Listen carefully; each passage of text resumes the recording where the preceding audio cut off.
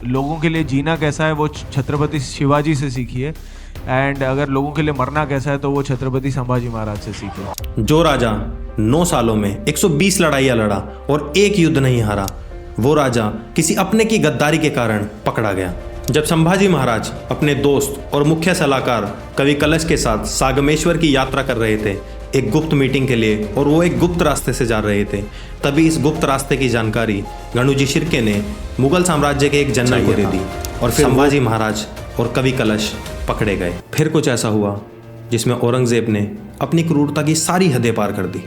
छत्रपति संभाजी महाराज और कवि कलश को ऊंट पर उल्टा लटकाकर मुगल साम्राज्य में घुमाया गया और लोगों से कहा गया कि इन पर पत्थर मारो और इन पर मूत्र त्याग करो। इन सब के बाद छत्रपति संभाजी महाराज और कवि कलश को मुगल दरबार में लाया गया और उनसे 3 शर्तें मानने के लिए कहा गया।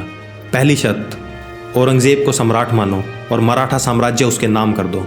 दूसरी शर्त, मराठा साम्राज्य का सारा खजाना औरंगजेब को दे दो।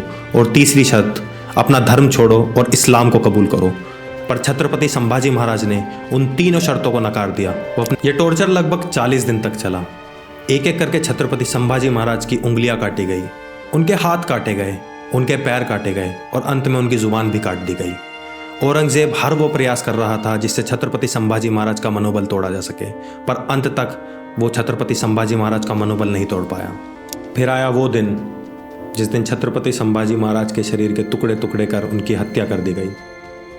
ऐसा कहते हैं कि हत्या से पहले औरंगजेब ने छत्रपति संभाजी महाराज से कहा था कि मेरे 4 पुत्रों में से अगर एक भी पुत्र तेरे जैसा होता संभा तो इस हिंदुस्तान को मैं मुगल सल्तनत बना देता।